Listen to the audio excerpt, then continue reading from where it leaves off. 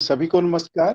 उमंग foundation द्वारा मानवाधिकार संरक्षण पर साप्ताहिक परिचर्चा के इस अंक में मैं सुरेंद्र आप सभी का स्वागत और अभिनंदन करता हूं। हम सब जानते हैं कि जब भी मानवाधिकार की बात होती है तो जाने अनजाने हमारे जहन में मानवाधिकार आयोग का ख्याल आ ही जाता है। यह स्वाभाविक भी है क्योंकि हम सब जानते हैं कि ह्यूमन राइट्स को प्रोटेक्ट करने में मानवाधिकार आयोग की अपनी एक अलग ही भूमिका रहती है। इसी को मद्देनजर रखते हुए आज हमारे आज की हमारी परिचर्चा का विषय भी मानवाधिकार संरक्षण और राज्य मानवाधिकार आयोग की भूमिका पर केंद्रित रहेगा। चर्चा में भाग लेने के लिए हमारे बीच खास मेहमान उपस्थित हैं। आप हैं डॉक्टर अजय भंडारी जी। आप हिमाचल प्रदेश राज्य मानव अधिकार आयोग में माननीय सदस्य के रूप में अपनी सेवाएं दे रहे हैं। इसके साथ सर मैं आपका हमारे इस कार्यक्रम में स्वागत करता हूं, अभिनंदन करता हूं। इनके साथ हमारे बीच उमंग फाउंडेशन के अध्यक्ष और हिमाचल प्रदेश में ह्यूमन राइट्स एक्टिविस्ट के रूप में अपनी एक अलग पहचान बनाने वाले प्रोफेसर अजय श्रीवास्तव जी भी हमारे बीच उपस्थित हैं। सर आपका भी इस कार्यक्रम में स्वागत है। अलग अलग क्षेत्रों से, अलग अलग ऑर्गेनाइजेशन से इस वर्चुअल माध्यम के द्वारा हमारे साथ जुड़ने वाले सभी साथियों का मैं उमंग फाउंडेशन की ओर से स्वागत और अभिनंदन करता हूं। अब मेरी गुजारिश रहेगी आदरणीय प्रोफेसर अजय श्रीवास्तव जी से कि वे हमारे आज के मुख्य वक्ता का स्वागत संबोधन रखें। प्रोफेसर अजय श्रीवास्तव जी। धन्यवाद डॉक्टर सुरेंद्र। हमारे लिए ये बड़े गर्व और हर्ष का एक विषय है कि राज्य मानवाधिकार आयोग के माननीय सदस्य और मेरे बड़े पुराने मित्र डॉक्टर अजय भंडारी आज हमारे बीच में वर्चुअल माध्यम से जुड़ रहे हैं। हम उमंग फाउंडेशन के हर सदस्य की ओर से, हर प्रतिभागी की ओर से उनका हार्दिक स्वागत करता हूं। डॉक्टर अजय भंडारी हिमाचल प्रदेश में एक वरिष्ठ आईएएस अधिकारी के तौर पर अपनी सेवाएं दे चुके हैं और विभिन्न बोर्ड कॉरपोरेशंस में आपने मैनेजिंग डायरेक्टर के रूप में सेवा दी और एक principal secretary to the government of Himachal Pradesh के पद से आपने सेवानिवृत्ति ली थी। इनका एक महत्वपूर्ण कार्यकाल था जब ये हिमाचल प्रदेश विधानसभा के सचिव भी रहे। काफी समय तक ये सचिव रहे। ये 90s की बात है, लेट 90s की, और मुझे उस समय प्रेस गैलरी में बैठ के पत्रकार के तौर पर इनकी कार्रवाई देखने का मौका भी मिला। तो आप एक विधि और संविधान के एक विशेषज्ञ के तौर पे, एक प्रशासनिक अधिकारी के तौर पे, एक संवेदनशील व्यक्ति के तौर पर जाने जाते थे। और उसके बाद जब इनका कार्यकाल राज्य मानवाधिकार आयोग में माननीय सदस्य के रूप में शुरू हुआ तो तब भी हमने देखा कि इन्होंने बड़ी संवेदनशीलता से वहां पर मुद्दों को उठाया और उन पर चर्चा की और माननीय अध्यक्ष के माध्यम से आयोग ने उन मुद्दों को लेकर के कार्रवाई भी की। और हमारी अपेक्षा है कि भविष्य में भी डॉक्टर भंडारी और माननीय अध्यक्ष जस्टिस राणा हिमाचल प्रदेश में मानवाधिकार संरक्षण के मामलों में और अधिक संवेदनशीलता दिखाएंगे। दरअसल यहाँ हिमाचल प्रदेश में मैं पिछले लगभग 30 वर्षों से 31 वर्षों से देख रहा हूँ कि मानवाधिकार को लेकर के समझ के विकसित होने की जो गति है वो बहुत धीमी है। दुनिया में ह्यूमन राइट्स को लेकर के अंडरस्टैंडिंग बहुत तेजी से पिछले 3-4-5 दशक में बहुत तेजी से बदली है। और लेकिन हिमाचल प्रदेश में हम देखते हैं कि इसकी रफ्तार बहुत सुस्त है। लोग ह्यूमन राइट्स को कोई टेकन फॉर ग्रांटेड मानते हैं, इनके वायलेशन को। कोई ये समझता नहीं है कि कितना उस व्यक्ति को कितनी तकलीफ होती है जिसके मानवाधिकारों का सरेआम उल्लंघन होता है, चाहे वो हमारे अनुसूचित जाति जनजाति के भाई बहन हो, चाहे वो लोग पर्सन्स विद डिसेबिलिटीज हो, सड़कों पर घूमने वाले बेसहारा मनोरोगी हो, या कोई बुजुर्ग बेबस ऐसे लोग हैं जो राह भटक करके डेमेंशिया या अन्य किसी मेंटल डिसऑर्डर से वो घर से निकल जाते हैं, या अनाथ बच्चे हैं, कि मीडिया भी मानवाधिकारों को उस प्रकार से नहीं समझता है जैसे कि समझना चाहिए। बहुत से ऐसे हमने मामले उठाए हैं पिछले कई वर्षों में। सबसे ज्यादा मामले जो है हमने जो टेकअप किए उमंग फाउंडेशन की ओर से, वो मामले थे सड़कों पर घूमने वाले बेसहारा मनोरोगी। डॉक्टर सुरेंद्र जो इस परिचर्चा का संचालन कर रहे हैं, इन्होंने स्वयं कितने मानसिक रोगियों को सड़कों पर जो भटक रहे थे उनको रेस्क्यू कराया मेंटल हेल्थ केयर एक्ट के अंतर्गत। और यही नहीं, उनको उनके परिवारों को ढूंढने में इंटरनेट के माध्यम से, पुलिस के माध्यम से मध्य प्रदेश, बिहार, पूर्वी उत्तर प्रदेश आदि राज्यों में भेजने में भी इन्होंने बहुत बड़ी भूमिका निभाई। तो हर व्यक्ति, अगर हमारे साथ जितने लोग जुड़े हुए हैं मानवाधिकारों का सिपाही बन जाए, तो मुझे लगता है कि हिमाचल प्रदेश में भी हम एक बड़े पैमाने पर मानवाधिकार का उल्लंघन होता देखने वाले लोगों में शामिल नहीं होंगे। हम मानवाधिकार उल्लंघन या वायलेशन ऑफ ह्यूमन राइट्स कहीं पर भी होगा तो हम इंटरवीन करेंगे, जैसे कि हम अभी भी कर रहे हैं। पिछले 4 साढ़े 4 साल में हम लगभग 400 लोगों को, जो सड़कों पे घूमने वाले मनोरोगी जिनको कि पागल कह करके लोग आगे बढ़ जाते हैं, कभी रोटी, चाय, कभी कपड़े दे देते हैं, लेकिन ह्यूमन राइट्स प्रोटेक्शन के नाम पर कुछ नहीं करते हैं। ये यहाँ पर हमारे शिमला डिस्ट्रिक्ट में ओल्ड एज होम है, बहुत पुराना ओल्ड एज होम है जो राज्य सरकार सोशल वेलफेयर बोर्ड के माध्यम से चलाती है। वो ओल्ड एज होम बसंतपुर में है और उसमें gross violation of human rights था। आप कल्पना नहीं कर सकते हैं कि वहां पर भर्ती लोग, वहां पर भर्ती मनोरोगी, वो अपना मल मूत्र चाटते थे। और लोग जाकर के, हमारे समाज के लोग, बड़े वरिष्ठ लोग, वरिष्ठ ब्यूरोक्रेट्स भी उसमें शामिल है, और अन्य अन्य अन्य लोग, व्यवसायी लोग जा करके पुण्य के लिए वहां पर जो है खाना खिलाने जाते थे। खाना तो उनको मिल जाता था जैसा तैसा, उनके उनको मलमूत्र चाटने वाले लोगों को, उनको उनको उनके लिए मानवाधिकार संरक्षण का पूरा इंतजाम होना चाहिए था। हमने उमंग फाउंडेशन की ओर से ये मामला उठाया। असम जब सरकार ने नहीं सुना, 2012 में मैंने ये मामला विधानसभा में भी गूंजा। उसके बाद क्योंकि यहाँ पर हमारा दुर्भाग्य है कि राज्य मानवाधिकार आयोग जस्टिस मेनन के बाद से डिफंक्ट रहा, निष्क्रिय रहा, कभी भंग कर दिया गया, कभी बहाल हुआ, कभी काम नहीं किए। बहुत ही इसकी जो एक जिगजैग जैसी बैकग्राउंड रही है, वो हमारे मानवाधिकार के पॉइंट ऑफ व्यू से बहुत दुर्भाग्यपूर्ण है।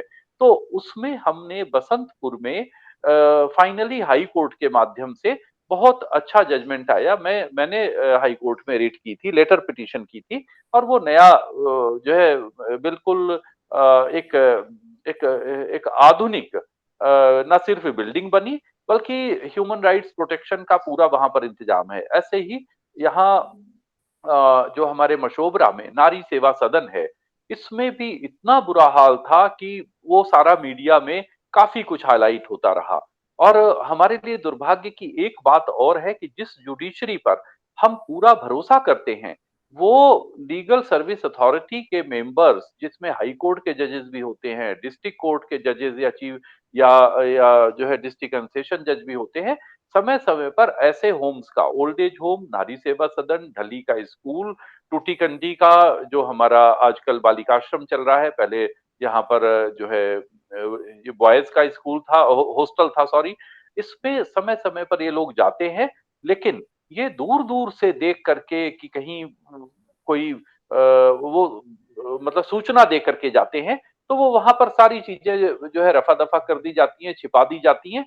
तो ये सही मायनों में जो व्यवस्था जुडिशरी ने, माननीय सुप्रीम कोर्ट ने, माननीय संविधान ने जो हमें एक व्यवस्था दी है, उसको भी ठीक ढंग से पालन नहीं किया जा पाता है। इसलिए ऐसी जगह पर राज्य मानवाधिकार आयोग का अगर कार्यकाल अगर अगर वो कार्य कर रहा है, तो क्योंकि जैसा मैंने कहा कि पिछले काफी समय से वो डिफंक्ट रहा है, निष्क्रिय रहा है। तो आजकल जैसे हमारे यहाँ राज्य मानवाधिकार आयोग यहाँ पर कार्य कर रहा है, तो उसके माध्यम से मुझे हमें काफी उम्मीद होती है। जैसे ढली में हमारे यहाँ ब्लाइंड और डेफ बॉयज का एक जो है स्कूल चल रहा है। सुंदरनगर में ब्लाइंड और डेफ लड़कियों का स्कूल चल रहा है। पत्रकार के माध्यम से मैंने देखा है कि जहां पारदर्शिता नहीं होती है, जहां क्लोज डोर इन्वायरमेंट होता है, ह्यूमन राइट्स वायलेशन सबसे ज्यादा वहां होते हैं। और एक जर्नलिस्ट के तौर पे हम देखते हैं कि सबसे बड़ी खबर उस अंधेरे से निकलती है जिसकी तरफ किसी की नजर नहीं होती है, यानी कि बंद इन्वायरमेंट, ट्रांसपेरेंसी नहीं होती है। तो ये ऐसे क्षेत्र हैं जहां आम आदमी का जाना मुश्किल है। मैं एक सामाजिक कार्यकर्ता के तौर पर या हमारे साथी सामाजिक कार्यकर्ता के तौर पर जाना भी चाहते हैं तो बहुत सी बंदिशें हैं। राज्य मानवाधिकार आयोग या जो हमारे माननीय ये हैं क्या कहते हैं चीफ जस्टिस हैं, जो हाई कोर्ट के दूसरे माननीय जज हैं, डिस्ट्रिक्ट एंड सेशन जज के जो हमारे जजेस हैं, इनके लिए जाना आसान है। लेकिन सवाल वही उठता है कि क्या ये लोग जो कि पूरी तरीके से अथराइज हैं, जिनके ऊपर जिम्मेवारी है, क्या मानवाधिकार देखने की समझ और नजर क्या उनके पास है? यदि ऐसा होता है तो मुझे लगता है कि एक आम व्यक्ति का जीवन मानवाधिकार उल्लंघन के बिना चल सकता है। मानवाधिकार उल्लंघन सिर्फ कश्मीर, नॉर्थ ईस्ट, असम या बॉर्डर एरियाज में या जो है पुलिस वर्सेस पीपुल नहीं होता है। हमेशा मानवाधिकार उल्लंघन हमारे समाज में चलने वाली सतत प्रक्रिया है। यानी कि जिस प्रकार से हमारा जीवन चल रहा है वैसे ही मानवाधिकार उल्लंघन चल रहे हैं। हम रोजमर्रा में देखते हैं जिसको हमें समझने की नजर या आंख हम पैदा नहीं कर पाते हैं, इसलिए वो हमारे सामने से एक सड़क पर घूमने वाला व्यक्ति जब पागल के तौर पर हम उसको बोल करके आगे निकल जाते हैं, यानी कि हम उसके मानवाधिकार उल्लंघन को समझ नहीं पा रहे हैं। हमारे और उसके दोनों के मानवाधिकार हमारे संविधान ने, माननीय सुप्रीम कोर्ट ने समान रखे हैं, लेकिन उसको उनकी समझ नहीं है और हमें इस बात की समझ नहीं है कि इसके उल्लंघन मानवाधिकारों का किस प्रकार से हो रहा है। तो आज मुझे ये खुशी है कि राज्य मानवाधिकार आयोग के माननीय सदस्य डॉक्टर अजय भंडारी आज हमारे बीच में हैं। हम उनसे मानवाधिकार क्या होते हैं, भारत में मानवाधिकारों की स्थिति, उसके लिए जो कानूनी प्रावधान क्या है, यानी कि ह्यूमन राइट्स प्रोटेक्शन एक्ट 93 क्या है, उसके आधार पर राज्यों में मानवाधिकार को लेकर के जो आयोग गठित किए गए हैं वो किस प्रकार कार्य कर रहे हैं, और सबसे बड़ी बात ये कि मानवाधिकार आयोग में कोई भी व्यक्ति किस प्रकार से अपनी बात उठा सकता है, अपनी शिकायत कर सकता है। समाज में मानवाधिकार उल्लंघन उसके साथ हो रहा है या किसी अन्य व्यक्ति के साथ हो रहा है, क्या कर सकता है वो? तो ये आज हमारे लिए बड़ा महत्वपूर्ण जो है विषय है। हिमाचल के स्वर्ण जयंती और आजादी का अमृत महोत्सव, इन दोनों अवसरों पर आज हमारा ये 11वां वेबिनार है जो ह्यूमन राइट्स पर सीरीज हमने चलाई है। और समाज को पे बैक करना, हम बाकी भी बहुत से काम करते हैं, डॉक्टर भंडारी और सारे ज्यादातर प्रतिभागी जानते हैं, क्योंकि हम मीडिया की सर्विसेज का काफी यूटिलाइजेशन करते हैं। तो मीडिया के माध्यम से भी हम सबको जानकारी रहती है कि किस प्रकार से हम निष्पक्ष होकर के और बेखौफ होकर के, बिल्कुल निडर होकर के, सत्ता के शिखर से लेकर के हर ताकतवर से एक आम इंसान के लिए लड़ाई लड़ने में कोई संकोच नहीं करते हैं, चाहे वो कितना भी पावरफुल क्यों ना हो। तो उस दृष्टि से हम देखें तो ये जो आज के हमारे प्रतिभागी हैं और जो पिछले 10 कार्यक्रमों में जो प्रतिभागी हमारे साथ जुड़े, वो एक सिपाही की भूमिका कल को निभाएंगे, ताकि हम समाज में ह्यूमन राइट्स वायलेशन होते देख करके मूक दर्शक ना बने। और जितने हमारे साथ विद्यार्थी जुड़े हैं, मैं चाहूंगा कि वो कागज कलम लेकर के जो माननीय सदस्य राज्य मानवाधिकार आयोग के हमारे साथ जानकारी, हमारे साथ ज्ञान साझा करेंगे, उसके पॉइंट नोट करें और समाज में कुछ बेहतर करके दिखाएं, ताकि एक आम जो सबसे कमजोर वर्ग का व्यक्ति है उसका जीवन आसान हो सके। माननीय आज के अध्यक्ष, ये जो आज के हमारे मुख्य वक्ता का मैं दिल की गहराइयों से जो है स्वागत करता हूं, आभार जताता हूं। और अगली कार्रवाई के लिए डॉक्टर सुरेंद्र कुमार, जो कि डीयू में, दिल्ली यूनिवर्सिटी में असिस्टेंट प्रोफेसर हैं और हिमाचल प्रदेश में एक जाने पहचाने मानवाधिकार कार्यकर्ता हैं। धन्यवाद। Thank you so much sir. आज जो जो भी आपने कहा वो तो ऐसा तो हम लोग कुछ भी नहीं कर पा रहे हैं।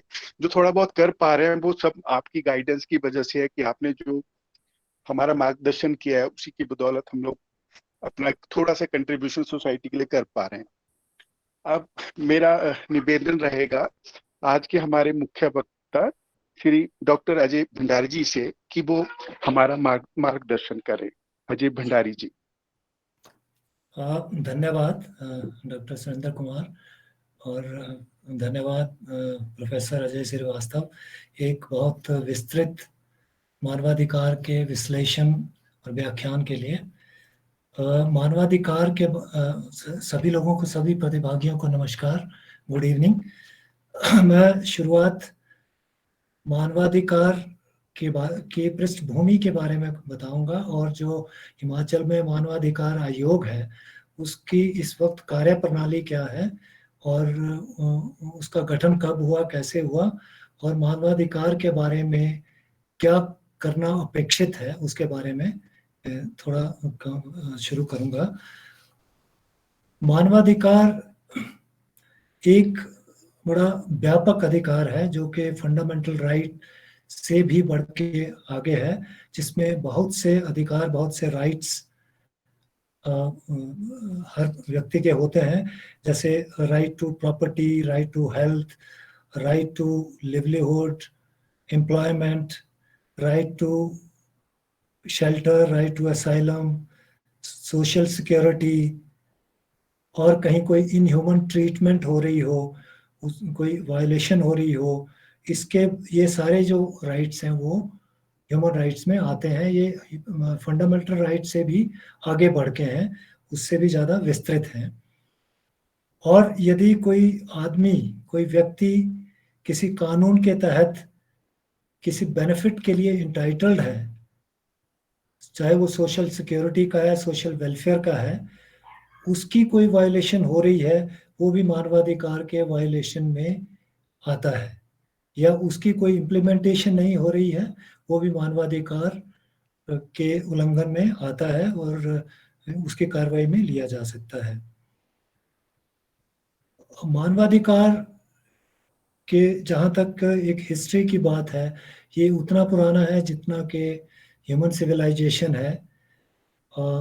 इसको एक नेचुरल राइट्स के रूप में या बेसिक राइट के रूप में ही माना जाता रहा, लेकिन कभी भी इसको डॉक्यूमेंट नहीं किया गया, कभी भी इसको लिपिबद्ध नहीं किया गया। इसकी शुरुआत विश्व युद्ध, वर्ल्ड वार सेकंड के बाद हुई, जबकि यूनाइटेड नेशन का गठन हुआ, और यूनाइटेड नेशन का जो चार्टर था उसमें ये इसका उल्लेख आया कि क्या होना चाहिए मानवाधिकार के बारे में, मानवाधिकार संरक्षण के बारे में, उसके विकास के बारे में, आइडियली क्या होना चाहिए उसका आया। लेकिन ये जो चार्टर था ये लीगली इन्फोर्सिएबल नहीं था, क्योंकि इसमें बाइंडिंग नहीं था, लीगली बाइंडिंग नहीं था। उसके बाद एक यूनाइटेड नेशंस का डिक्लेरेशन ऑन ह्यूमन राइट 1948 में आया। उसमें बहुत से जो देश थे वो सिग्नेटरीज थे, लेकिन ये भी लीगली इन्फोर्सिएबल नहीं था। उसके बाद 1965 में एक covenant on civil and political rights और covenant on economic, social and cultural rights, ये जो अनुबंध थे, अंतर्राष्ट्रीय अनुबंध थे, ये आया, जिसमें कि बहुत से देशों ने हस्ताक्षर किए, और जिसमें भारतवर्ष ने भी हस्ताक्षर किए, वो भी इसका सिग्नेटरी है। ये जो कोवेनेंट्स थे, ये जो अनुबंध थे, ये पहली बार लीगली इन्फोर्सेबल हुए, और ये लीगली बाउंड हुए सभी देशों पे जिन्होंने हस्ताक्षर इस पे किए थे। इसके फॉलोअप में भारतवर्ष में 1993 में पहली बार protection of human right act बना। शुरू में तो इसका ऑर्डिनेंस हुआ, और ऑर्डिनेंस के बाद इसका बिल बना जो कि पार्लियामेंट में पेश हुआ, और पार्लियामेंट में पेश होने के बाद इसके 1994 में हस्ताक्षरित होने से असेंट होने से, प्रेसिडेंट की असेंट होने के बाद ये लागू हो गया, और लागू बैक डेट से ही जब से ऑर्डिनेंस था, सितंबर 1993 से शुरू हो गया। ये तो था एक जो एवोल्यूशन हुई ह्यूमन राइट की या उसकी लीगल प्रोसेस की। इस लीगल प्रोसेस में जो एक्ट बना 1993 में, protection of human right act, समय की ज़रूरतों के मुताबिक या क्राइम पेट्रोल के बदलते हुए स्वरूप या वायलेशन को ध्यान में रखते हुए या समाज की व्यवस्थाओं को बदलते हुए इसमें 3-4 बार अमेंडमेंट्स हुई। और जो अमेंडमेंट्स हैं 1993 के बाद 2000 में हुई, फिर 2006 में हुई, और सबसे अंत में ये 2019 में इसमें अमेंडमेंट हुई है। इसके तहत जो अभी जो एक्ट बना, इसके तहत national human right commission, state human right commission और ह्यूमन राइट कोर्ट्स के गठन का प्रावधान है, ताकि जो मानवाधिकार हैं, जो ह्यूमन राइट्स हैं, उनका एक बेटर संरक्षण हो सके, उनकी प्रोटेक्शन हो सके, और उनकी प्रमोशन हो सके, उनकी डेवलपमेंट हो सके।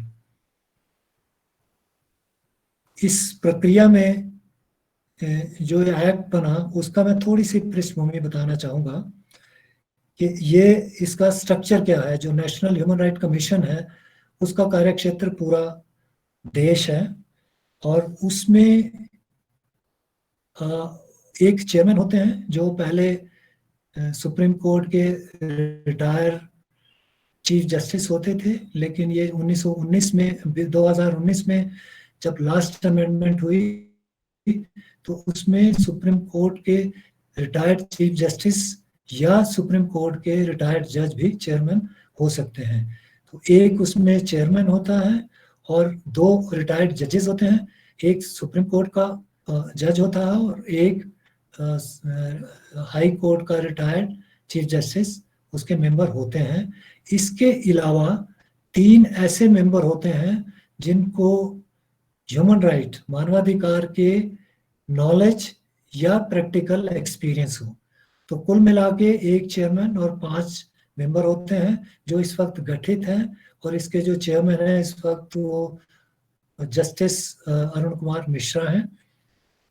वैसे ही हर एक स्टेट में इस वक्त लगभग 25 स्टेट में स्टेट ह्यूमन राइट कमीशन गठित हो चुके हैं, जिनमें कि एक चेयरमैन होता है और 2 मेंबर होते हैं। Chairman retired chief justice high court या रिटायर्ड जज हाई कोर्ट होते हैं, और 2 जो मेंबर हैं उनमें से एक रिटायर्ड डिस्ट्रिक्ट एंड सेशन जज जिसके कम से कम 7 साल की एक्सपीरियंस हो, सर्विस हो, और दूसरा ऐसा व्यक्ति जिसका मानवाधिकार के क्षेत्र में एक व्यावहारिक अनुभव हो या उसकी नॉलेज हो, जानकारी हो। जो हिमाचल में इसका गठन हुआ 1993 में एक्ट बना था, लेकिन उसके बाद 1995 में पहली बार इसका गठन हुआ, और 1995 से 2005 तक ये काम करता रहा, कार्य रूप में रहा, जिसमें चेयरमैन और मेंबर्स अलग अलग समय पे अलग अलग व्यक्ति उस पर नियुक्त होते रहे। दुर्भाग्यवश 2005 से लेके 2020 तक 15 साल का ऐसा अंतराल रहा जिसमें कि हिमाचल प्रदेश में मानवाधिकार आयोग का गठन नहीं हुआ, वो अस्तित्व में नहीं रहा, एग्जिस्टेंस में नहीं रहा। तो उस तरह के कोई काम इसका उस पीरियड में नहीं हुआ। ये पिछली साल ही जुलाई में फिर इसका गठन नए सिरे से किया गया, और इस वक्त इसमें एक चेयरमैन और 2 सदस्य हैं, जिसमें chairman retired justice PS Rana हैं, और जो सदस्य हैं एक मैं हूं। मैं इंडियन एडमिनिस्ट्रेटिव सर्विस से रिटायर हुआ हूं, और दूसरे एक अवतार चंद डोगरा हैं जो रिटायर्ड डिस्ट्रिक्ट एंड सेशन जज हैं। तो इस वक्त हमारी पूरी स्ट्रेंथ है जो काम कर रही है।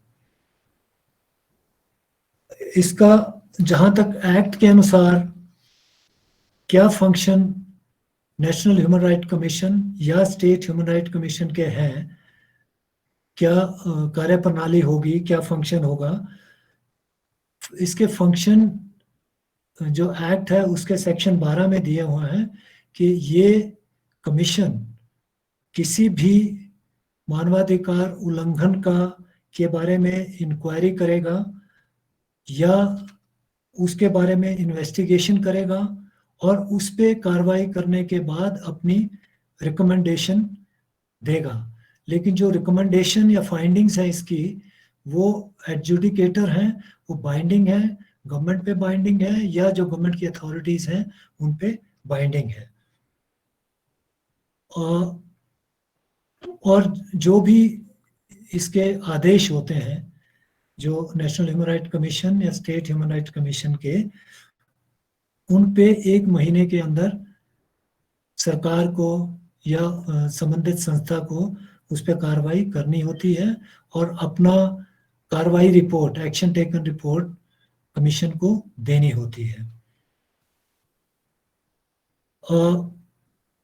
जो मानवाधिकार आयोग के आदेश होते हैं, ऑर्डर्स होते हैं in the form of recommendation, जैसा मैंने कहा कि ये एडजुडिकेटरी ऑर्डर्स हैं, ये रिकमेंडेशन बाइंडिंग है, इनकी आगे कोई, ये फाइनल होते हैं, इनकी कोई अपील दलील का प्रावधान नहीं है, सिवाय इसके कि इसकी रिट हाई कोर्ट में जो आर्टिकल 226 में या सुप्रीम कोर्ट में, सीधा सुप्रीम कोर्ट में आर्टिकल 32 के तहत की जा सकती है, वहीं पे चैलेंज किया जा सकता है और कोई इसकी अपील दलील नहीं है।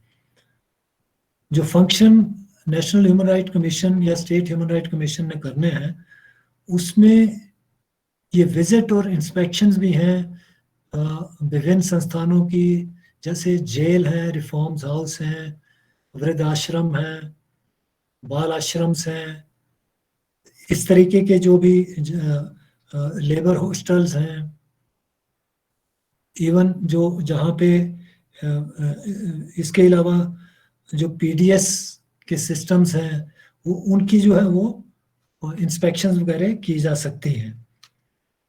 ये इंस्पेक्शंस, जैसा प्रोफेसर श्रीवास्तव ने कहा था, ये विजिट पहले इंटीमेशन से होती है, वो एक लेक्यूना है, तो ये सरप्राइज विजिट का भी इसमें प्रावधान है कि बिना बताए कहीं विजिट करें, जो हमने अभी शुरू की है। कई जगह बता के भी जाते हैं और कई जगह सरप्राइज भी करते हैं, जहां ऐसा लगता है कि वहाँ बताने से बहुत सी चीज़ें छुपाने के चांसेस हैं, वहाँ पे सरप्राइज विजिट भी करते हैं।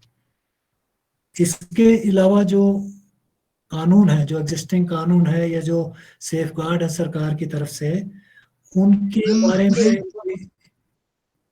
रिव्यू करना या ऐसी चीज़ों का रीज़न, जैसे कोई वायलेशंस कहीं हो रही हैं, उनके बारे में कोई रिसर्च करना, क्यों हो रही है, क्या कारण होंगे और उन कारणों की रेमेडीज क्या है, उसके बारे में भी रिकमेंडेशन संबंधित सरकार को दी जा सकती है।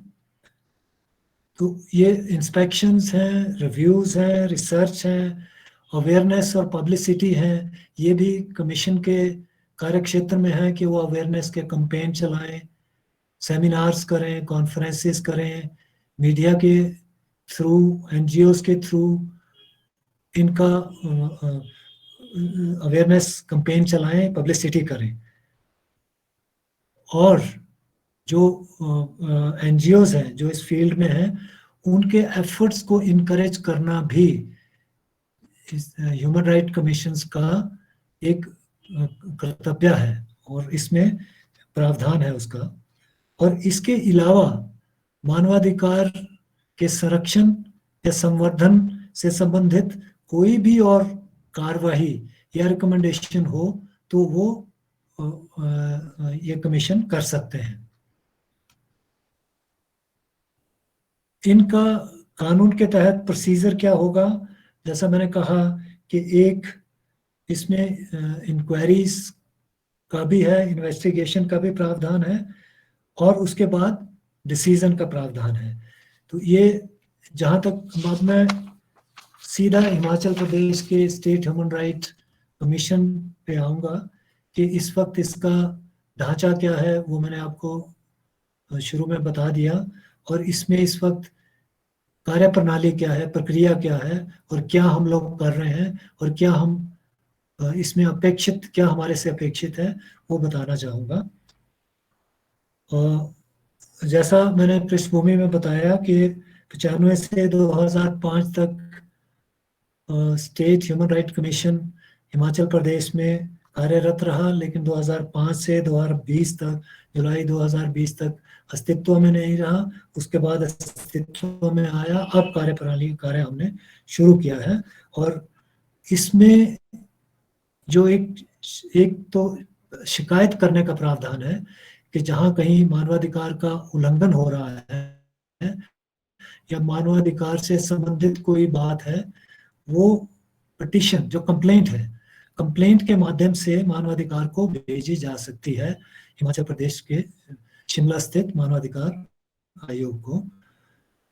ये पिटीशन, ये बहुत सिंपल प्रोसीजर है। इसमें कोई जैसे न्यायालय की प्रक्रिया है वो नहीं अपनानी पड़ती है। साधारण पेपर में सिर्फ चिट्ठी, सामान्य पत्र लिख करके भेजी जा सकती है। इसमें कोई स्टैंप ड्यूटी या कोई स्पेशल पेपर का रिक्वायरमेंट नहीं होती। तो वो चिट्ठी चाहे रजिस्टर लेटर से भेजें, ईमेल से भेजें, फैक्स से भेजें, ये हम उसको एक्सेप्ट करते हैं। जहाँ तक पिटीशन का सवाल है, वो मैं ये बताना चाहूँगा कि जो हमारा कार्यालय है वो पाइन ग्रोव बिल्डिंग है, शिमला 2 में स्थित। इसका एड्रेस है state human right commission, pine Grove building, Shimla 171002। उस पर कोई भी चिट्ठी रजिस्टर्ड या अनरजिस्टर्ड भेजी जा सकती है। और अगर फैक्स से भेजनी हो तो जो इसका फैक्स नंबर है 2622-377, इस पे फैक्स से भेजी जा सकती है। और या ईमेल के माध्यम से आयोग को कोई शिकायत या आयोग के ध्यान में कोई बात लाई जा सकती है। और जो इसका ईमेल एड्रेस है वो मैं बताना चाहूँगा, hprc-hi@hp.gov.in। मैं रिपीट करूँगा, hprc-shi@hp.gov.in। इस पे ईमेल के माध्यम से कोई भी शिकायत ह्यूमन राइट वायलेशन की या इससे संबंधित कोई भी बात जो है वो ध्यान में लाई जा सकती है। एक पिटीशन के माध्यम या शिकायत के माध्यम से इसका हम संज्ञान लेते हैं। और एक कमीशन सुओ मोटो स्वतः भी इसका संज्ञान, कहीं पे अगर कोई उल्लंघन हो रहा है तो स्वतः संज्ञान भी लेता है। इस बारे में बताना चाहूँगा कि जो 1 जुलाई 2020 जब से हिमाचल प्रदेश राज्य मानवाधिकार आयोग का गठन हुआ, तब से लेके अब तक, पिछले कल तक जो हमारे पास पिटीशंस आई, जो कंप्लेंट्स आई, 1391 आई, जिसमें से 1323 हमने डिस्पोज ऑफ कर दी, उन पे निर्णय ले लिया। और इस वक्त सिर्फ 68 जो है वो पेंडिंग है। ये तो जो शिकायतकर्ता के माध्यम से आई। और जो हमने स्वतः जिनका संज्ञान लिया, सुओ मोटो एक्शन जिनमें लिया, वो 4 ऐसे कोई परिस्थितियां थी या घटनाएं थी जिन पे हमने स्वतः संज्ञान लिया। तो एक तो हम शिकायतें लेते हैं, स्वतः संज्ञान लेते हैं, और जो हमारे कार्यक्षेत्र में है वो है कस्टोडियल डेथ, कि अगर कोई पुलिस के संरक्षण में या जेल में या कहीं कोई गवर्नमेंट के संरक्षण में, गवर्नमेंट के संस्था के संरक्षण में किसी की मृत्यु हो जाए, अकाल डेथ हो जाए, तो उसका भी हमें सूचना आती है और उस पे हम छानबीन करते हैं कि क्या वो नेचुरल डेथ थी या उसमें कोई किसी और कारणों से तो नहीं उसकी मृत्यु हुई है। तो उस पे भी हम अपने रिकमेंडेशन या इंक्वायरी ऑर्डर करते हैं। जहां भी कस्टोडियल डेथ होती है, पुलिस के संरक्षण में डेथ होती है, जेल में डेथ होती है, उसकी सूचना नियमानुसार जेल अधिकारियों को या पुलिस अधिकारियों को 48 घंटे के अंदर जो है मानवाधिकार आयोग को देनी पड़ती है। फिर मानवाधिकार आयोग इनकी एक जो पोस्टमार्टम रिपोर्ट के आधार पर, एक इंक्वेस्ट रिपोर्ट जो एग्जीक्यूटिव मैजिस्ट्रेट करते हैं उसके आधार पर, और एक मैजिस्ट्रियल इंक्वायरी जो कंपल्सरी है सीआरपीसी के सेक्शन 176 के तहत, उसको मद्देनजर रखते हुए फिर इसमें फैसला लेती है कि इसमें आगे क्या कार्रवाई करनी है, कि क्या ये नेचुरल डेथ थी या किसी अन्य कारणों से कोई ये मृत्यु किसी की हुई है। कस्टोडियल डेथ के भी हमारे पिछले एक साल में करीब 98 जो केसेस हैं, जो इंफॉर्मेशन है वो आई और उस पे हमने अपना फैसला दिया। तो ये जो कंप्लेंट दायर करने का प्रोसीजर जो मैं बता रहा था कि हिमाचल में हमने रखा है, कि क्योंकि हर एक मानवाधिकार आयोग को अपना प्रोसीजर अलाउ कोई ले डाउन करने के लिए अधिकार है। मानवाधिकार एक स्पेशल एक्ट है, ये सेंट्रल एक्ट है, इसमें स्टेट के कोई अपने अलग से एक्ट नहीं बना हुआ है। ये जो अधिनियम है ये एक ही अधिनियम है, protection of human right violation act 1993, जो पूरे देश में लागू है, हिमाचल में भी लागू है। और ये स्पेशल एक्ट है और इसमें प्रोसीजर भी बहुत समरी प्रोसीजर है और इसकी डिस्पोजल भी बहुत समयबद्ध तरीके से की जाती है, ताकि शिकायतकर्ता को समय रहते जल्दी इसका समाधान मिले और इसका निपटारा हो। जो हमने प्रोसीजर अडॉप्ट किया है हिमाचल में, जो शिकायत मैंने कहा कि हमें शिकायत किसी भी माध्यम के, डाक के माध्यम से, ईमेल के माध्यम से आती है, उससे हम दो तरीके से, एक हमारा अपना पुलिस का तंत्र है जिसमें इस वक्त हमारे पास एडिशनल एसपी पोस्टेड हैं। वैसे जो प्रावधान है उसमें आईजी लेवल के अधिकारी का भी है, लेकिन अभी नहीं है, और उनके नीचे सबऑर्डिनेट स्टाफ का भी है। एक इंक्वायरी हम अपनी जो पुलिस की व्यवस्था है उसके माध्यम से करवाते हैं, कुछ फैक्ट फाइंडिंग रिपोर्ट हम डिप्टी कमिश्नर जो जिलाधीश हैं उनसे मंगवाते हैं, और कुछ इंक्वायरी हम संबंधित जो सुपरिटेंडेंट ऑफ पुलिस हैं, पुलिस अधीक्षक हैं, उनसे मंगवाते हैं। और जो भी उनकी रिपोर्ट आती है, जो फैक्ट फाइंडिंग रिपोर्ट वो देते हैं, उसको उनके साथ उनका एफिडेविट लेते हैं, इसलिए ताकि वो जो भी उसमें रिपोर्ट दें उनकी सत्यता को वो स्थापित करते हैं। ये फैक्ट फाइंडिंग रिपोर्ट जब हमारे अपने पुलिस का संगठन है, उस जो मानवाधिकार आयोग का पुलिस संगठन है उसके माध्यम से, या जिलाधिकारी के माध्यम से, या पुलिस के जो पुलिस अधीक्षक है उनके माध्यम से, या कुछ केसेस में जो विभागाध्यक्ष हैं जैसे डायरेक्टर हेल्थ हैं, इस किस्म की भी शिकायतें आती हैं अस्पताल की, उनसे भी लेते हैं। वो जब शिकायत की जो रिपोर्ट आती है वो हम शिकायतकर्ता को उसकी कॉपी भेजते हैं कि क्या वो उससे सहमत है या नहीं है। अगर सहमत नहीं है तो किन बिंदुओं पे सहमत नहीं है वो उस बारे में हमें बताते हैं। जो भी उनका ऑब्जेक्शन हो, जो उसके बारे में उन्होंने कहना हो, वो हमें देते हैं। और उस पे फिर हम जो विपरीत पार्टी है जिसके खिलाफ वो कार्रवाई करना चाहते हैं, उनको इनके ऑब्जेक्शन भेजते हैं कि आपने इसके बारे में अपना रिस्पॉन्स क्या देना है। जो अपोजिट पार्टी है उनको एक जो कंप्लेंट है और जो कंप्लेनेंट के ऑब्जेक्शन है उनकी रिपोर्ट भेजते हैं कि आपने इस बारे में आपका क्या रिस्पॉन्स होगा।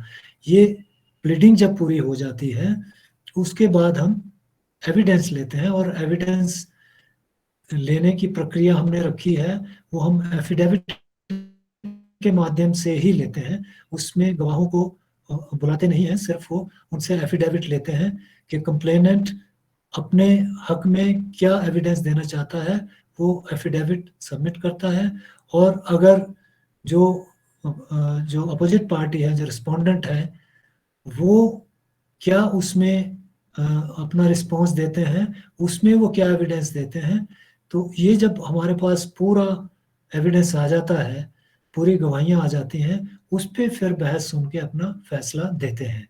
तो जो प्रक्रिया है वो हमने एक नेचुरल जस्टिस की प्रक्रिया को हम ध्यान में रखते हैं। और नेचुरल जस्टिस की प्रक्रिया जैसे है कि जिसके खिलाफ है उसको सुनना ज़रूरी है, उसका रिस्पॉन्स लेना ज़रूरी है, उस इसमें गवाहियाँ लेना ज़रूरी है, उसमें उनकी बहस सुनना ज़रूरी है। इसके बाद उसमें हम अपना फैसला देते हैं, रिकमेंडेशन देते हैं। और जो फैसला देते हैं उसमें हम एक सरकार को रिकमेंडेशन करते हैं, एक हम कंपनसेशन ऑर्डर भी कर सकते हैं, विक्टिम को कंपनसेशन दे सकते हैं, जो इससे प्रभावित है विक्टिम उसके लिए कंपनसेशन दे सकते हैं, विक्टिम की रिहेबिलिटेशन के ऑर्डर्स कर सकते हैं। तो ये कंपनसेशन, रिहेबिलिटेशन या गवर्नमेंट को सुधार के लिए कोई रिकमेंडेशन देना, ये ऐसे या इसके अलावा और कोई तरीका अगर आयोग समझता है कि इसके समाधान के लिए और कोई इफेक्टिव वे आउट है, तो वो भी हम इसमें अपने फैसले में देते हैं। तो ये एक प्रक्रिया हमने अपनाई है हिमाचल प्रदेश में। और ये जैसा मैंने कहा कि एक बड़ी समरी प्रोसीडिंग्स है और बहुत सिंपल प्रोसीजर है। एक सामान्य नागरिक शिकायत कर सकता है, खुद अगर उसने आना है खुद भी आ सकता है, वकील देना है वकील भी दे सकता है। वकील देना ज़रूरी नहीं है, लेकिन अगर वो अपने केस में वकील देना चाहता है तो वकील दे सकता है। इसमें कोई स्टैंप्स की आवश्यकता नहीं है, कोई कोर्ट के पेपर्स की आवश्यकता नहीं है, वकील के माध्यम की आवश्यकता नहीं है। प्रोसीजर आदमी खुद आकर के अपना केस प्रस्तुत कर सकता है, गवाही दे सकता है और उस बारे में अपना व्याख्यान कर सकता है, बहस कर सकता है। तो ये एक आम नागरिक इसमें या आम व्यक्ति इसमें भाग लेकर के अपनी समस्या का समाधान कर सकता है। तो ये हमने प्रक्रिया अपनाई है। तो ये जैसा मैंने कहा कि हमें जो समस्या हमने महसूस की, हमें जो ज़्यादातर केसेस आते हैं वो हमें ऐसा लगा कि अभी इसमें बहुत सारी जागरूकता की, अवेयरनेस की आवश्यकता है, समझ की आवश्यकता है, सोच की आवश्यकता है।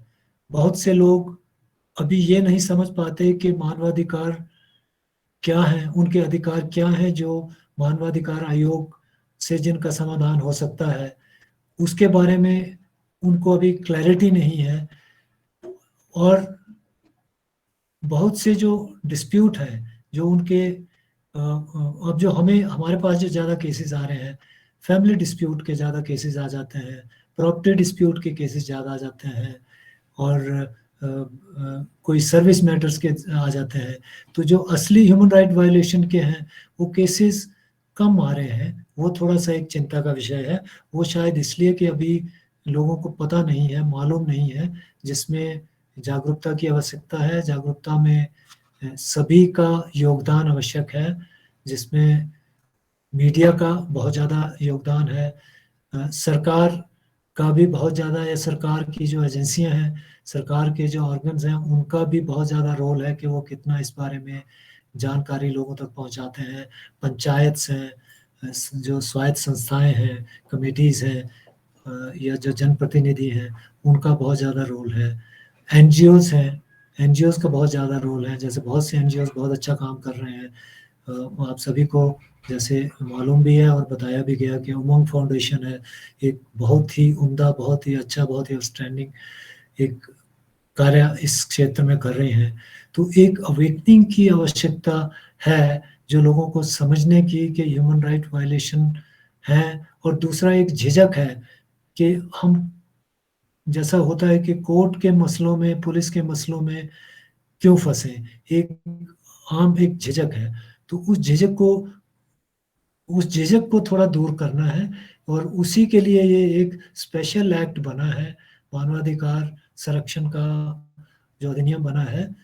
ये एक स्पेशल एक्ट है, और समरी प्रोसीडिंग्स हैं और सिंपल प्रोसीडिंग्स हैं, जिससे कि समस्याओं का मिल के समाधान हो सकता है।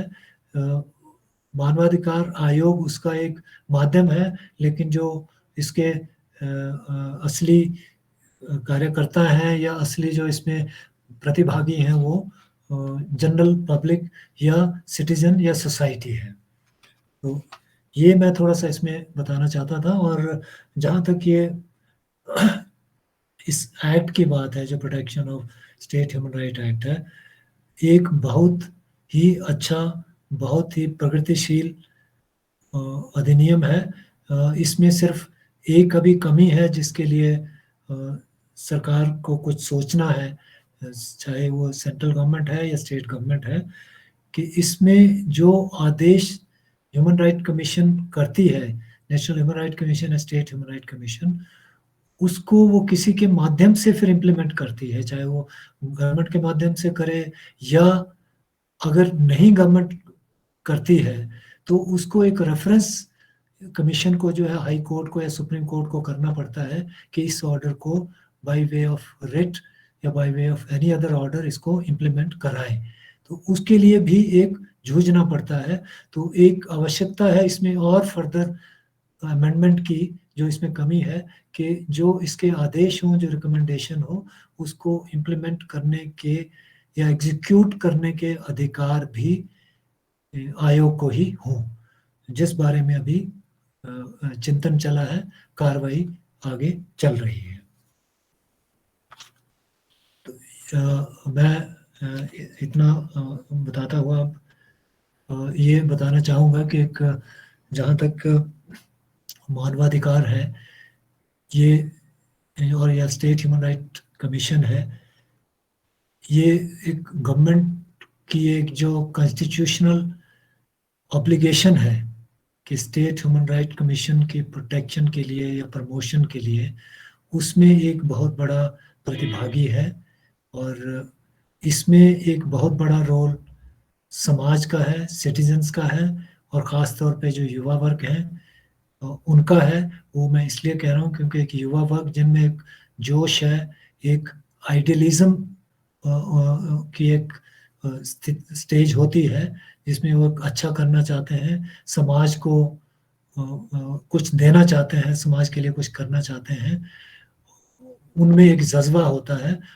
उनका एक बहुत बड़ा रोल है जागरूकता में, जागरूकता करने में, जागरूकता लाने में, और इन जो इसके वायलेशंस हैं उनके समाधान के लिए आयोग का सदुपयोग करना, वो उसके लिए उनका काफ़ी जो है योगदान होगा। सरकार किसी मानवाधिकार के जो प्रोटेक्शन या प्रमोशन है, एक बहुत बड़ा गवर्नमेंट का या गुड गवर्नेंस का एक बहुत बड़ा इंडिकेटर है। एक अच्छी गवर्नेंस हो रही है, नहीं हो रही है, वो इस चीज़ से मापी जा सकती है कि उस राज्य में या उस क्षेत्र में या उस देश में क्या मानवाधिकारों का संरक्षण कैसा हो रहा है, या उसकी क्या क्वालिटी है संरक्षण की, या उसकी प्रमोशन कैसे हो रही है, उससे लगाया जा सकता है। उसकी जागरूकता कितनी है, उससे लगाया जा सकता है। हमारा ये सुझाव भी रहेगा सरकार के लिए कि ये मानवाधिकार का जो सब्जेक्ट है, ये समाज में इसकी सोच बदलने के लिए, एक मानसिकता बदलने के लिए, या इसको अपने कल्चर का एक हिस्सा बनाने के लिए, इसे स्कूल या कॉलेज के करिकुलम में, उनके सिलेबस में ये सब्जेक्ट रखा जाए कि ये मानवाधिकार होता क्या है, ये कितना संवेदनशील है, इसकी क्या आवश्यकता है और इसके क्या समाधान है। तो वो इसमें रखा जाए, क्योंकि एक फॉर्मेटिव ईयर्स है एक जो बच्चों के स्कूल में है, कॉलेज में है, जिसमें वो इस चीज़ के बारे में अपना माइंड मेकअप करके एक फ्यूचर में एक अच्छे सिटीजन्स बने, और वो ये सुनिश्चित करें कि मानवाधिकारों का ना उल्लंघन करेंगे, ना उल्लंघन होने देंगे, ना उल्लंघन होना स्वीकार करेंगे, सहन करेंगे। ये अगर ये चीज़ बताई जाती है जैसा पाठ्यक्रम में या स्कूलों में, कॉलेज में अवगत कराया जाता है, तो उनमें ये जज्बा आता है और ये बात माइंड में बैठती है। तो एक माइंडसेट बदलने की आवश्यकता है, एक कल्चर में इस चीज़ को डालने की आवश्यकता है। मैं इन्हीं शब्दों के साथ अपने व्याख्यान का अंत करना चाहूँगा, और इसके साथ ही मैं उमंग फाउंडेशन का विशेष तौर पे प्रोफेसर अजय श्रीवास्तव का धन्यवाद करना चाहूँगा कि मुझे मौका दिया और कुछ बहुमूल्य बातें जो अभी आई हैं और आगे कुछ क्वेश्चन आंसर में आएंगी, उनको ध्यान में रखते हुए वो हमारे कार्य प्रणाली में या हमारे डे टू डे वर्क में भी हमें उसमें सुधार लाने के लिए शायद हेल्पफुल प्रूव होगी। धन्यवाद।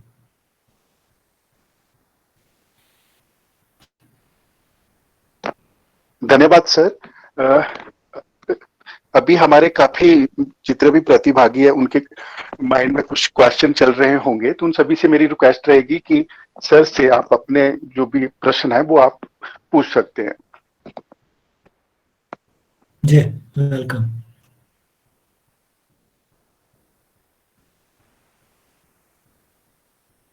अगर आप अपने आप को अनम्यूट कर लें और अपना प्रश्न अगर आप खुद ही पूछ लें तो सही रहेगा।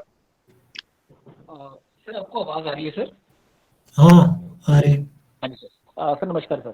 सर मेरे ना इसमें दो प्रश्न थे। एक तो जैसे मानवाधिकार अगर हम देखें, जैसे स्कूलों में हमको अगर देखा जाए तो शायद हमें मालूम नहीं होता। अगर मानवाधिकार हम लोग 5वीं कक्षा से ले ही स्टार्ट करते हैं कि ये मानवाधिकार है, तो इससे शायद जागरूकता ज़्यादा बढ़ेगी पूरे समाज में। क्योंकि देखिए बचपन एक ऐसा रहता है कि मतलब हमें ऐसा लगता है कि हम लोग पहले पढ़ाई में व्यस्त रहते हैं, बाद में अपने काम काज में व्यस्त रहते हैं, तो शायद मानवाधिकार बहुत से लोगों को शायद ये पता नहीं होता कि हमारा ये मानवाधिकार है। और अगर आज के समय में अगर हमें सब मानवाधिकार कौन कौन से हैं इसके बारे में अगर पूरी जानकारी लेनी हो तो कैसे पता लग सकता है सर? या कोई जैसे कोई चैटर हो या मे बी कोई ऐसा कोई कोई मतलब ऐसे कौन सा करने जहाँ से हम लोग ये सब जानकारियाँ ले सकें, कौन कौन सी चीज़ें मानवाधिकार में आती हैं? हाँ, जहाँ तक जानकारी की बात है, एक जहाँ तक डॉक्यूमेंट की बात है, वो तो एक्ट जो है, जैसा मैंने कहा, इसमें मिल जाती है। Protection of human right act 1993, 1993 का जो अधिनियम है, एक तो ये एक बेसिक डॉक्यूमेंट है जहाँ से इसके बारे में जानकारी मिलती है। दूसरी जानकारी जो साइट है नेशनल ह्यूमन राइट कमीशन की या स्टेट ह्यूमन राइट कमीशन की, उसमें होती है। और इसको थोड़ा विस्तार में, जैसा आप सुझाव दिया है आपने, हम इसको थोड़ा विस्तार में अपने वेबसाइट पे भी डालेंगे कि क्या क्या मानवाधिकार हैं और किस चीज़ को मानवाधिकार का उल्लंघन माना जाता है, किस चीज़ को माने किस चीज़ को ना माने, इसका बहुत सी जो डिस्क्रिप्शन है वो कमीशन पे छोड़ी हुई है। वैसे तो एक्ट में बताया है कि ये इंडिविजुअल राइट्स हैं जो बॉडी से संबंधित हैं, फंडामेंटल राइट से भी परे हैं और एक नेचुरल राइट्स हैं। लेकिन क्या क्या राइट होने चाहिए स्पेसिफिकली, जैसा मैंने कहा कि ये आदमी के हेल्थ से रिलेटेड, आदमी के एजुकेशन से रिलेटेड, आदमी के जितने भी अधिकार हैं जो उनसे रिलेटेड, वो इसमें आते हैं। या आदमी का शेल्टर है उससे रिलेटेड, आजीविका के बारे में, आदमी की आजीविका से, एम्प्लॉयमेंट से रिलेटेड, ये सारे बेसिक हैं जिनको आप कह सकते हैं जो बेसिक राइट आदमी के होते हैं, उनको आप ह्यूमन राइट मान के चल सकते हैं। एक अपनी इंटरप्रिटेशन है और दूसरी एक जो एक्ट की इंटरप्रिटेशन है और तीसरी एक जो कमीशन की इंटरप्रिटेशंस हैं उनको लेके चल सकते हैं। लेकिन इसे जहाँ साइट पे जो नेशनल ह्यूमन राइट कमीशन है उसमें काफ़ी विस्तृत में आपको मिल जाएगी, और लेकिन नहीं भी होगा तो हम अपने में इसको थोड़ा डालेंगे और इसको निश्चित करेंगे कि उसमें डेफिनेशंस को डालें ताकि लोगों को इस बारे में जानकारी प्राप्त हो। हाँ संजीव। जी sir, thank you sir. Thank you sir. नमस्ते सर। सर मेरा एक प्रश्न था, जो जागरूकता शिविर स्टेट ह्यूमन राइट कमीशन लगाते हैं, तो क्या ये सामाजिक संस्थाओं के साथ मिलकर लगाते हैं या कितने शिविर आज तक लगाए हैं? ये ऐसा प्रश्न है जिसपे मैं बहुत ज़्यादा नहीं बता पाऊंगा। एक्चुअली अभी तो ज़्यादा जो काम किया है वो इंस्पेक्शंस पे हुआ है, क्योंकि बहुत जिसको कहते हैं कि बहुत रिसेंटली ये आयोग बना है और इस पे काफ़ी कुछ करने को है, पिछली साल ही बना।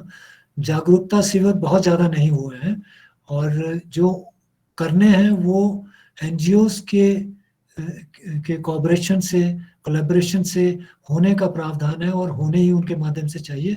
इसको हम आगे सुनिश्चित करेंगे कि जब भी आगे करें तो वहाँ के जो स्थानीय एनजीओज होंगे उनको इसमें साथ लेके चलेंगे। अभी तक जो थोड़ा बहुत हुआ है वो जिला स्तर पे जो बार एसोसिएशंस हैं उन उन तक सीमित रहा है, या कोई जो अधिकारियों का वर्ग है वहाँ तक सीमित रहा है, या पंचायत या स्थानीय संस्थाएं हैं, एनजीओ से शायद अभी हम आगे इसको उनको इससे संबंधित करेंगे, उनका सहयोग लेंगे और उनको सम्मिलित करेंगे। जी बहुत बहुत धन्यवाद सर।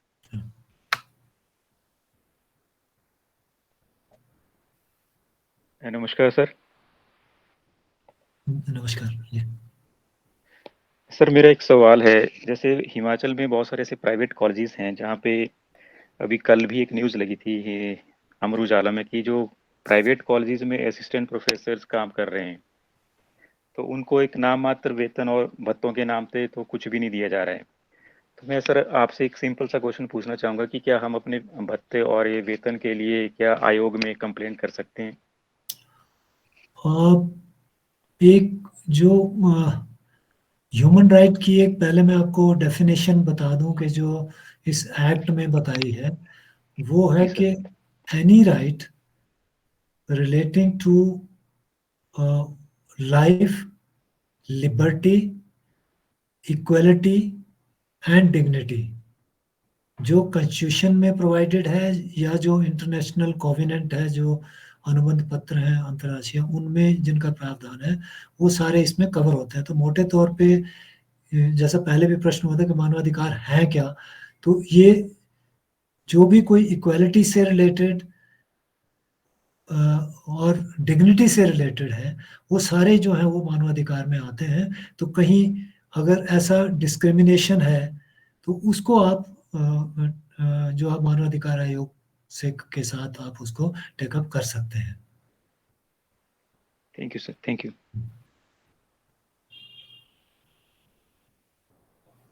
सर यहाँ पे एक मोनिका राव जी ने एक प्रश्न रखा है, आई थिंक उन्होंने बोला नहीं तो अच्छा प्रश्न था, तो मैं उनकी तरफ से प्रश्न पढ़ देता हूँ।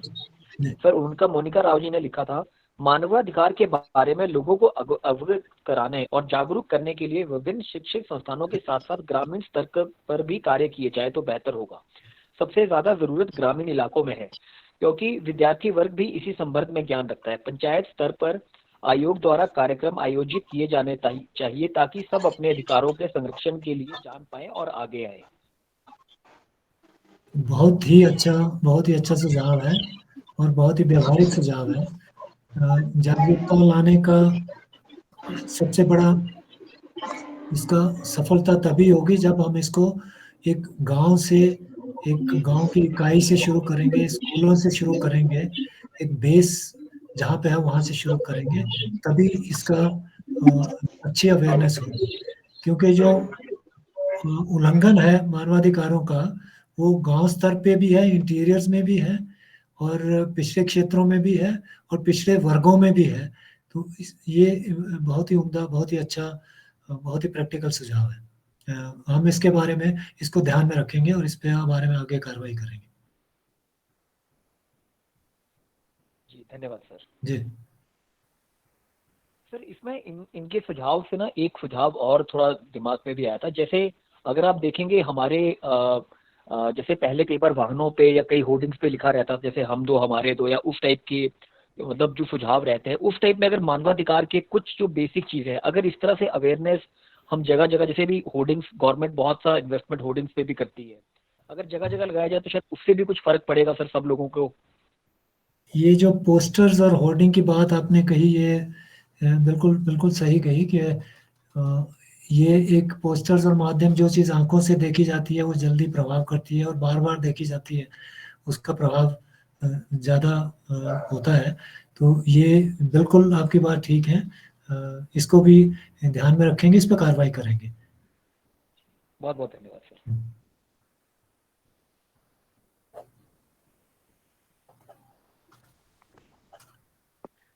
सर मेरा भी प्रतिभागियों से अनुरोध रहेगा। जी जी अभिषेक, बोलिए सर, कंटिन्यू। सर मेरा भी एक प्रश्न है सर। जब आप इक्वालिटी की बात करते हैं तो यहाँ पे अगर हम लोग अमूमन देखते हैं सर कि जब हम कहीं पब्लिक टॉयलेट यूज करते हैं किसी, चाहे बस स्टैंड पे या किसी दूसरी जगह पे भी, तो फीमेल से जो है वो पैसे जो है चार्ज किए जाते हैं, लेकिन मेल का फ्री रहता है। तो इक्वालिटी की जब हम बात करते हैं सर तो यहाँ थोड़ी सी गड़बड़ हो जाती है। इसके बारे में आप क्या कहना चाहेंगे सर?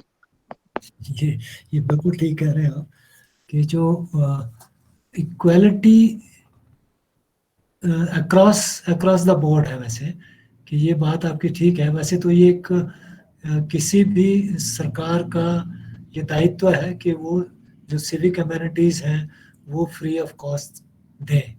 लेकिन ये जैसा आपने बताया कि कुछ जगह लिया जा रहा है, तो ये इस पे बिल्कुल निश्चित तौर पे हम रिकमेंडेशन करेंगे गवर्नमेंट को कि इस पे होना ही नहीं चाहिए। कि हाँ, इक्वलिटी की भी बात नहीं है, ये तो होना ही नहीं चाहिए। सरकार का दायित्व है कि एक सफाई सैनिटेशन है सरकार का एक मूलभूत राइट बनता है। जी बिल्कुल बिल्कुल। जी, thank you sir. Good evening, sir. I'm Shreya Pandit. I want to ask you one thing. That, sir, I think fundamental right of health should be the 8th fundamental right now. What are your opinion regarding it? As most of the happiest countries of the world, like Sweden, Denmark, have free medical services, especially for the special children. देखिए, जो प्रश्न आपने पूछा कि it should be a fundamental right, ये थोड़ा this is a bigger question. This is already a legal right. This is not a fundamental right, but होना चाहिए नहीं होना चाहिए, ये थोड़ा सा बहस का विषय है। और ये जस्टिफाइड है जहाँ तक मेरा पर्सनल पूछें आप, तो मैं तो इस चीज़ को मानता हूँ कि हेल्थ जो है, हेल्थ तो एक बेसिक रिक्वायरमेंट है आदमी की। और जैसा कहते हैं कि हेल्थ इज़ द वेल्थ, अगर हेल्थ नहीं तो कुछ नहीं है।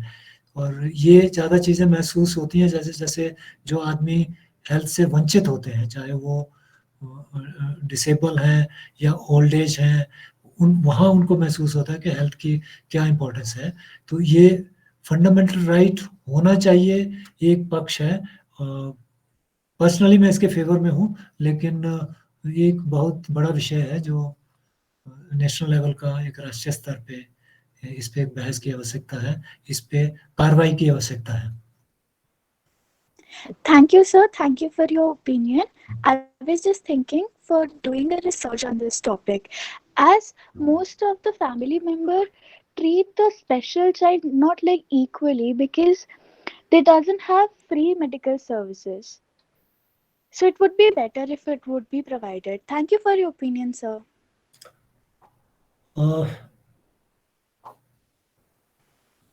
This is government. देखिए, जहाँ तक वायलेशन की बात है, violation of human right by the government और बाय द गवर्नमेंट एजेंसीज, वो एक इशू है। लेकिन violation of equality in the family, वो एक दूसरा इशू है। इस पे तो सोच बदलने की आवश्यकता है, एक मानसिकता बदलने की आवश्यकता है। और जहाँ तक परिवार की बात है या समाज की बात है, जहाँ तक सरकार की बात है, सरकार की तरफ से जो स्पेशल चिल्ड्रन है उनके प्रति कोई कहीं पे कोई ऐसा डिस्क्रिमिनेशन हो, वो मानवाधिकार के उल्लंघन में आएगा। और लेकिन वहाँ पे इक्वालिटी सरकार, जहाँ तक हम समझते हैं कि सरकार ये कोशिश करती है कि उन पे उनको इक्वालिटी दी जाए और इक्वालिटी बरकरार रखी जाए।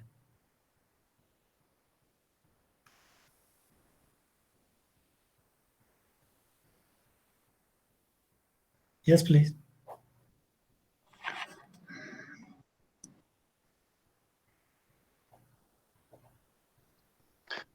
अगर आप में से किसी का कोई प्रश्न है तो कृपया पूछिए। जी हेमराज जी। सर नमस्ते सर, मेरा एक प्रश्न रहेगा आपसे। सर जैसा कि एक उमंग फाउंडेशन एक बहुत ही अच्छा एक ऐसी संस्था है जो कि बहुत सारे मुद्दों को सर बहुत बड़ी तत्परता और मानसिकता के साथ उठाता है, जिसमें कि सभी जुड़े हुए जितने भी हमारा संगठन है उसमें सभी को इस चीज का फायदा हो रहा है। मेरा एक प्रश्न था सर कि जो आपका आयोग है जहाँ जागरूकता की बात हुई है, तो मेरा मत है कि जैसे हमारे हिमाचल में सर डीडी न्यूज है, डीडी शिमला है, क्या इस प्लेटफॉर्म पे इसको प्रसारित नहीं किया जा सकता सर? इसको क्या जवाबदेही नहीं बनाया जा सकता, ताकि एक जैसे उमंग फाउंडेशन है सर, इसको इससे और ज्यादा बढ़ के पूरे हिमाचल में मतलब सर जैसे महीने में कभी भी इस तरह के कार्यक्रम चले, ताकि आम जनता को सर इस चीज के मतलब जागरूकता बढ़े और अपने अधिकारों को समझे, जिसमें कि एक दिव्यांग भी सर एक बहुत बड़ा प्लेटफॉर्म है जो जिनको ये फायदा हो सकता है भविष्य में। तो ये मेरा सब प्रश्न रहेगा कि आयोग के जितने भी आपके जो जागरूकता है, ताकि हम इसको बड़े स्तर पर एक समझे सर और जान पाए। मेरा एक ही प्रश्न रहेगा कि मीडिया को, चाहे वो प्राइवेट है चाहे गवर्नमेंट के डीडी न्यूज है हमारा स्टेट लेवल का सर, इनको कहीं ना कहीं जवाबदेही बनाया जाए आयोग के माध्यम से सर, ताकि हमारी जागरूकता और बढ़े और हम अपने अधिकारों को समझे और जो भी हमारी कमी है कुछ भी है उस चीज को हम बड़े संक्षेप से समझ पाए। ये प्रश्न रहेगा सर मेरा। जागरूकता के लिए, जागरूकता में एनजीओज का रोल या मीडिया का रोल बिल्कुल ही बहुत महत्वपूर्ण है, बहुत इम्पोर्टेंट है, उसमें कोई दो राय नहीं। और जहाँ तक आपने कहा कि एनजीओज को एसोसिएट करना, उनकी कोऑपरेशन लेना जागरूकता के क्षेत्र में, इसके अलावा भी मानवाधिकार के संरक्षण के और संवर्धन के बारे में, ये जैसे उमंग फाउंडेशन का आपने एग्जांपल दिया, ये बिल्कुल इसका प्रावधान भी है। और हम चाहेंगे भी कि जब कभी जागरूकता का कोई अभियान होगा या जागरूकता करनी है, वो एनजीओज फर्स्ट प्रायोरिटी होगी, मीडिया हमारी फर्स्ट प्रायोरिटी होगी। अब उसके बारे में क्या डिटेल्स होंगी, कैसे करना है, वो उस पर करेंगे। लेकिन हम बिल्कुल निश्चित तौर पे एनजीओज को और मीडिया को इसमें एसोसिएट करेंगे और करना उसमें अपेक्षित है। Thank you sir. मेरा एक और प्रश्न था कि आजकल जैसे काफी ज्यादा ठंड बढ़ रही है, तो हिमाचल जैसे स्टेट में, क्योंकि यहाँ तो बर्फ भी गिरती है और काफी ज्यादा ठंड देखने को मिलती है, तो क्या आयोग इस तरह का कोई प्रोविजन कर रहा है कि जैसे ठंड के दिनों में जो बेघर हैं या जो मनोरोगी हैं उनके एक सेफ शेल्टर का कोई प्रोविजन इस तरह का करवाने के लिए सरकार को आप लोग कोई निर्देश दे सकते हैं? क्योंकि अभी पिछले हफ्ते ही एक न्यूज लगी थी कि सोलन में एक जगह पे एक प्रवासी जो था वो ठंड के कारण मर गया था। अभी एक हफ्ता पहले की पुरानी न्यूज है। तो इस तरह की घटनाएं दोबारा ना हो तो क्या आयोग अपने लेवल पे कोई संज्ञान जो है वो ले सकता है सर? बिल्कुल ले सकता है। जो जहाँ तक ये बात है कि मनोरोगी हैं या बेघर हैं, ये तो बिल्कुल मानवाधिकार से संबंधित बात है, विषय है। तो इस पे हम विचार करेंगे। आपसे ये रहेगी गुजारिश कि ये जो न्यूज़ भी लगी थी, जो आप कहते हैं सोलन, जी सर, थोड़ा सा एक शुरुआत करने के लिए कोई माध्यम मिल जाएगा तो वो अगर आप भेज पाएंगे, चाहे मुझे भेज दें या मुझे भी भेजें और जो चेयरमैन है उनको भी भेजें, आप मानवाधिकार जी आयोग सर। को भेजें कि ये इस तरीके का हुआ है, और उसमें सुझाव भी दे दें कि इसमें जो बेघर हैं या जो सर्दी या मनोरोगी हैं, सर्दियों के समय में, सर्दियों के मौसम में सरकार की तरफ से उनके लिए क्या क्या प्रावधान होना चाहिए, वो आप भेजेंगे तो इस पे ज़रूर तौर पे एक बहुत ही अच्छा आपने पॉइंट बताया है। इस पे हम इसका थोड़ा विचार भी करेंगे, विश्लेषण भी करेंगे, और सरकार से इस बारे में सुझाव भी मांगेंगे और अपने इसमें रिकमेंडेशन देंगे, और उनसे वस्तु स्थिति भी मांगेंगे कि इस वक्त सरकार क्या कर रही है, क्या सरकार की इस बारे में सोच है, क्या करना चाहती है, और फिर हम इसमें और होना क्या चाहिए, उसमें आयोग बिल्कुल निश्चित तौर पे इस पे कुछ करना चाहेंगे। एक बहुत अच्छा विषय आपने बताया है, और इसमें जो आप अपनी तरफ से सुझाव दे पाए, चाहे फाउंडेशन की तरफ से, और एक ये न्यूज़ की कटिंग भी साथ में भेज दें, इसका हम संज्ञान लेकर के आगे कार्रवाई करेंगे। जी सर, मैं आपको आज ही भेज दूंगा सर, उसकी कॉपी भेज दूंगा। Thank you sir.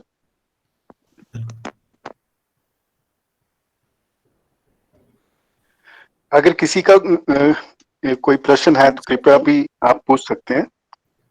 नमस्कार सर। सर, मेरा भी आपसे प्रश्न रहेगा कि जैसे कोई अन्य राज्य से है सर, मैं अपना उदाहरण स्पष्ट करती हूँ।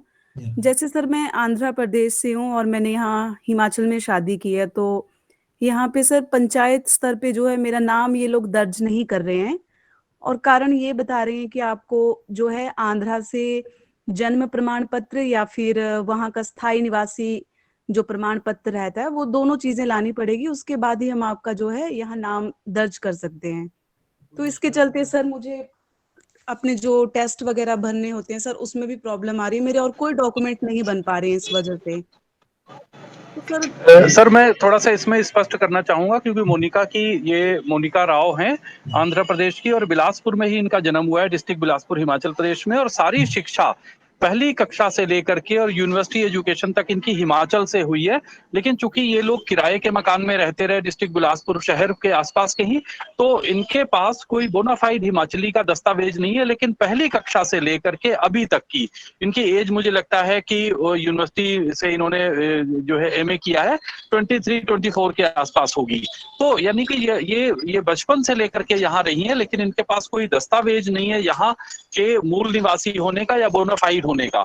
अब इनका परिवार रजिस्टर में वो नाम दर्ज करने से मना कर रहे हैं कि आप आंध्रा में जहां के रहने वाले हो वहां से नाम कटवाओ, और चूंकि जन्म इनका यहाँ हुआ है तो इनका वहां के गांव में, जो ओरिजिनल इनका गांव है, वहां पर भी इनका नाम दर्ज नहीं है। इनकी समस्या ये है, मैंने खुद पंचायत सेक्रेटरी से, जो संबंधित पंचायत है, उनसे बात की, लेकिन उन्होंने साफ मना कर दिया कि आप जो है वहां से इनका नाम कटवा करके लाएंगी जब ये, तब यहाँ पर नाम दर्ज होगा। मैंने उनको ये भी क्लैरिफाई किया कि इनका मैरिज रजिस्टर सेम पंचायत के जो है वो सेक्रेटरी पंचायत ने विदिन 90 डेज जो है रजिस्टर कर दिया है ना। लेकिन इसके बावजूद उन्होंने नाम दर्ज करने से इनकार कर दिया है।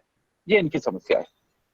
नहीं, एक तो थोड़ा क्लैरिटी मोनिका, आपका शादी के बाद आपके परिवार रजिस्टर में तो एंट्री हो गई है? नहीं सर, परिवार रजिस्टर में ही एंट्री नहीं कर रहे हैं वो लोग। आपका नाम कहीं भी नहीं है परिवार रजिस्टर में या? नहीं सर, वो मना कर रहे हैं कि आप वहां से जन्म प्रमाण पत्र लाएं और स्थायी निवासी पत्र लाएं, फिर ही परिवार रजिस्टर में एंटर होगा। चलिए, ये कोई आपका बहुत रेलेवेंट, ये बहुत ही रेलेवेंट और बहुत संदर्भित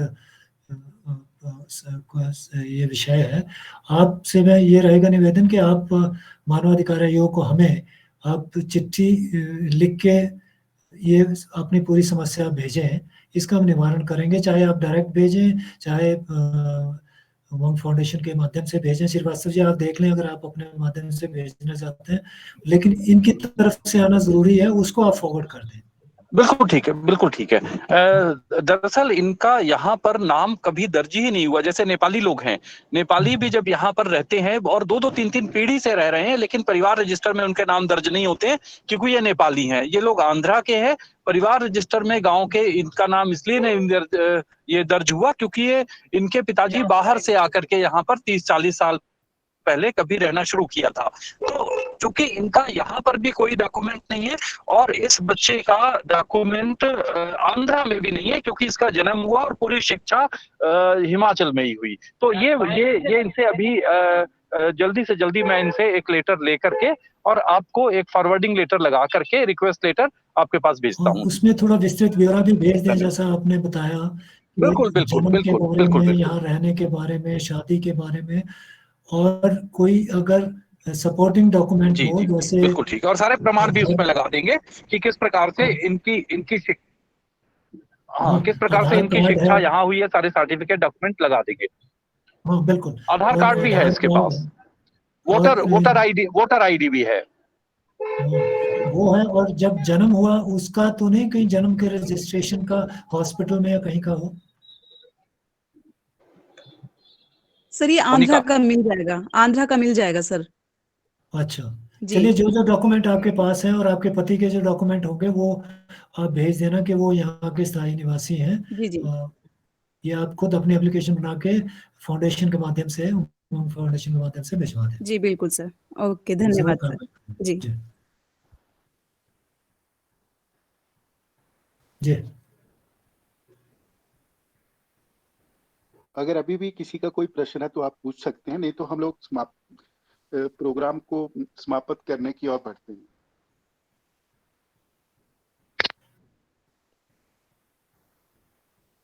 चलिए, मेरे लिए तो मैं थोड़ा बोलना चाहूँगा कि मेरे लिए तो ये बहुत ही फ्रूटफुल सेशन रहा है कि बहुत सी ऐसी बातें, बहुत सी व्यवहारिक बातें, व्यवहारिक सुझाव सामने आए हैं और ऐसी बातें जो हमारे ध्यान में भी नहीं होती वो सामने आई है।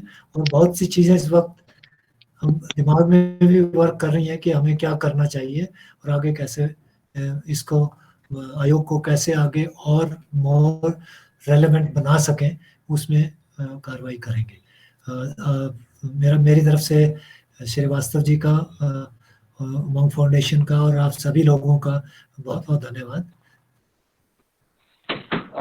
सर एक्चुअली ये बहुत अच्छा सेशन था। अगर हमें कोई भी कोई सुझाव लगे तो हम डायरेक्टली आपको ईमेल कर सकते हैं सर? बिल्कुल बिल्कुल, ईमेल एड्रेस दिया है और अगर आपको फिर चाहिए होगा तो मैं आपको भिजवा दूंगा। किसी में श्रीवास्तव जी को भिजवा दूंगा अपना ईमेल एड्रेस। सर नोट कर लिया था हमने सर। नोट कर लिया था, तो उस पर भिजवा दें। सर बहुत अच्छा सजेशन था। वैसे भेजना है आपने लिखित में तो हार्ड कॉपी वैसे भेज दें। जो भी सुझाव हो वो उनका हमेशा स्वागत है, हमारे लिए तो बहुत फ्रूटफुल है। हमें भी अपने जो कार्यान्वयन में उसमें बहुत हेल्प, बहुत सहायता मिलेगी। Thank you sir, thank you.